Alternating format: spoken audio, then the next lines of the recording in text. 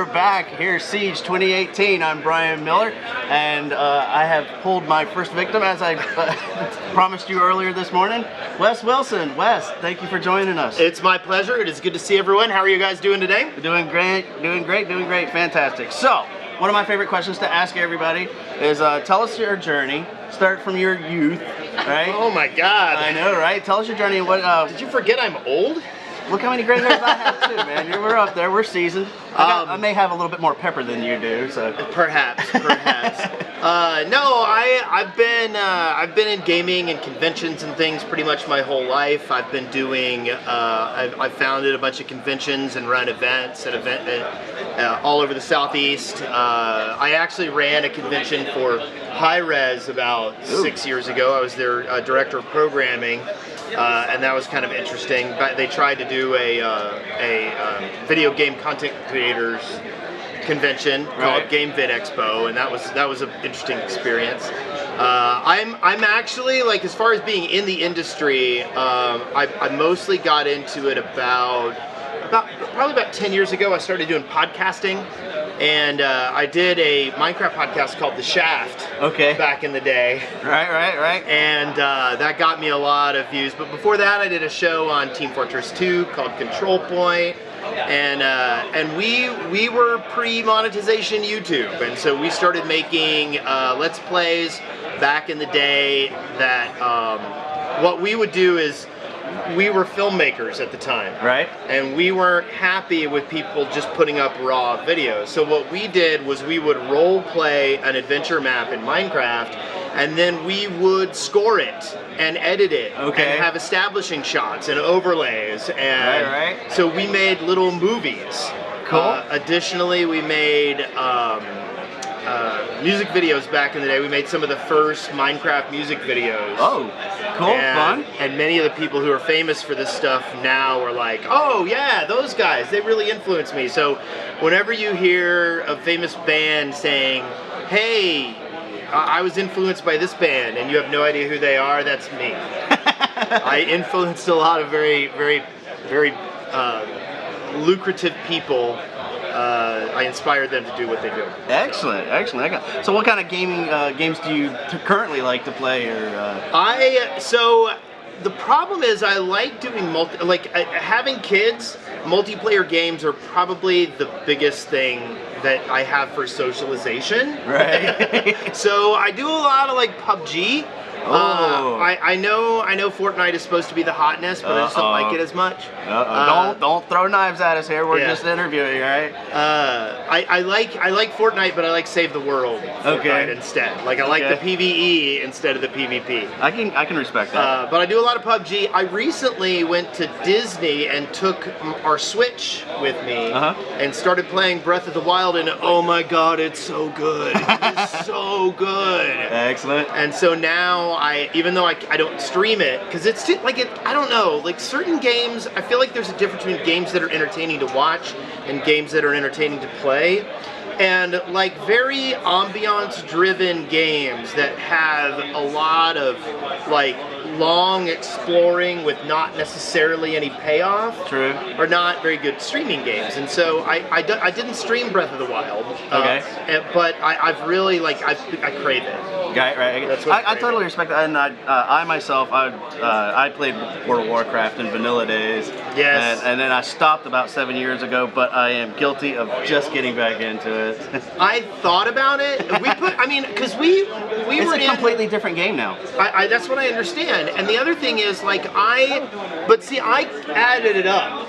Okay. And when my wife and I quit playing World of Warcraft, we had paid $1,000 to Blizzard for the privilege of playing my World of Warcraft. I don't want to even try to add up how much money I was a little disturbed by that. I did not like that number. That did not seem like a reasonable number. And then with kids, I can't justify two subscription payments. Right. We play a game together maybe once a month, twice a month. I can't justify that. True. It just doesn't work when you've got things like Netflix that you can pay $15 a month for. You know. All right. So you mentioned earlier that you're a seasoned event planner and whatnot. So Siege. Yeah. How long have you been attending Siege? Ooh, 6, 7 years. 6, 7 years? I don't know. What year are we on? This is 12. This is 12? Okay, and I have to correct myself. Yesterday, I actually said 11 years. Yeah. And I got corrected last night during one of the parties. It was like, no, it's 12. Oh, how time flies when you're not paying attention, right? No, Yeah, I've been coming, I think, 7 or 8 years. It's been a long time. I mean, but it kind of blurs together when you get old. Right. Well, okay. I was going to ask you also, like, have you noticed any kind of major changes or growth within Siege, and anything that you're a big fan of? Well, it continues to be the one event where you can come and directly interact with like major players in the gaming industry. Like, it's not there are some people here that you're like, wait, I can like sit down with you in the lobby and chat for 30 minutes about what you do, or and then like I'm the guest liaison. I work with all the guests to make sure they get their needs met and stuff like that. That sounded bad. That's okay. He's also responsible for helping me to get people to come and talk to you, right? Yes. He's my hero in a way, so I had to put him in front of the camera for once, right? So I'm the guest liaison, and I would interact with all these people, and then I would go to industry events at like E3 or PAX or something like that. And then I'll be like, oh, hey, it's good to like. I didn't even realize how big some of the people were that come to Siege, and so it's a really amazing experience to come and like see, and like meet and interact directly with people that are major players in the industry. Yes, absolutely. All right, so you're an avid streamer, or you've been streaming for many, many moons. Do you have any MacGyver tips, if you will, for any of those that are looking to get into streaming, maybe either gaming streaming or streaming in general? I have a couple of starting off tips. The first thing is that you don't need perfect hardware. Okay, you don't just do it. It's like that old adage, I'd like to become an artist. Well, did you art today? Yeah. I watched plenty of Bob Ross. So if you want to become a streamer, stream. It doesn't matter if you're putting on the best show. Now, the one piece of hardware I'll always recommend spending a little bit of money on is your microphone. To me, audio is the most, like, there's nothing worse than a terrible microphone. And I've seen this with a lot of people. Now, it can be used for effect. There was this one streamer I used to love, and what he would do is he would be playing very, very active games, and then he would grab his headset mic and shove it in his mouth. And you're like, oh no, I don't want to do this, and it was funny, but it grated on me in ways I can't possibly describe. So if you're gonna get anything good, get a good microphone. And then the next thing is there's the standards. Keep a schedule. Yeah. People need to know when they can find you. I stream randomly, and my numbers demonstrate why that's a bad idea. Okay. Now, notifications and stuff do help. Like, it's not like you can't stream randomly and function, but it's just a way more uphill battle. Additionally, like, if you're gonna stream one game, you'll get a faster audience growth. Oh, that's a big tip. However, you're also limiting yourself for when that game goes out of fashion. Right, and you're narrowing your target viewers as well. Right. And you'll see this with a lot of people who do Minecraft. They'll try to, they got sick of it and started trying to move on to other stuff, and they end up coming back to it because so much of their audience focus on them. So for people who are interested in promoting one game, that's a good way to get good growth. If you think you can transition well, that's great. If you're going to do variety streaming, it's really important that people know what you're playing and when. Right. You can't just go, oh, I feel like playing this now. I feel like playing this now, because you're gonna pull people in, new viewers, based on the game that you're playing. Right.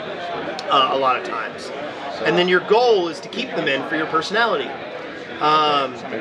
But if it's kind of like when I did a Minecraft podcast, and then we went to do general gaming stuff, our numbers dropped terribly. Oh.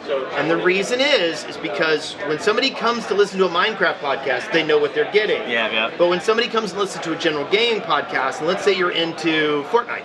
Right. And we talk about Fortnite for the first 10 minutes. True. And then we go into The Witness. Right. And all the Fortnite players are like, I've never played that game. This is boring to me. So you've got to make sure that if you're doing variety stuff, that you stage it in such a way that people don't come for one thing and get another.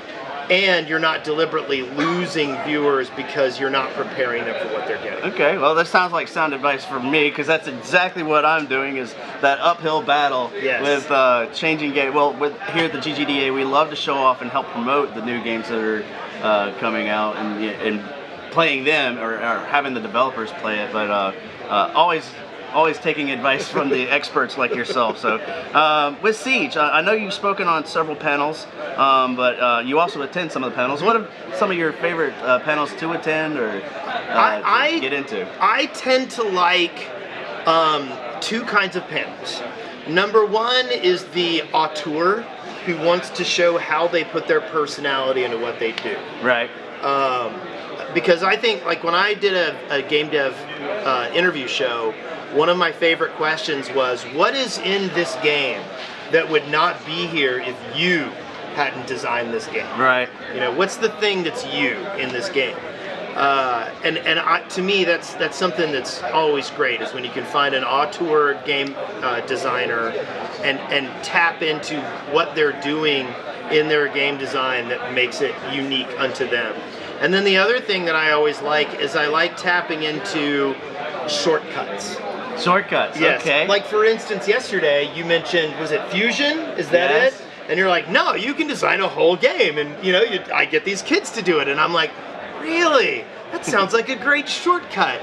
And the reason is because I have 3 kids, and I've been in a career that ate a lot of my time, and there's not a whole lot of like, hey, I can sit here and poke this thing with a stick for 20 hours till I figure stuff out. It's mostly like, oh, here's a ready-to-go tool where I can make something creative, those kinds of things. And you can find a lot of panels like that. There's also a lot of very in-depth panels on like how to get the most out of your sound design, stuff like that. And these are great panels. I have no interest in those. Well, we've done, what was it, last year or 2 years ago, where we actually did a live recording out in the parking lot of motorcycle engines. And so here, just to show you guys, you know, here at Siege, we cover, oh God, all disciplines within game development and game design. So, you know, if that is your interest, then definitely you need to come check out Siege. We're first weekend of October. 12 years straight, right? That even says it right there. Yeah, it does. Right? 12 years. That was pointed out to me last night. Anyways, so wrapping up, you mentioned user experience, and so the very next panel coming up that we're going to be live streaming is, I forgot the title real quick. Here we go. Live usability testing, and talking about the UX experience, user experience. So be sure to tune in to that.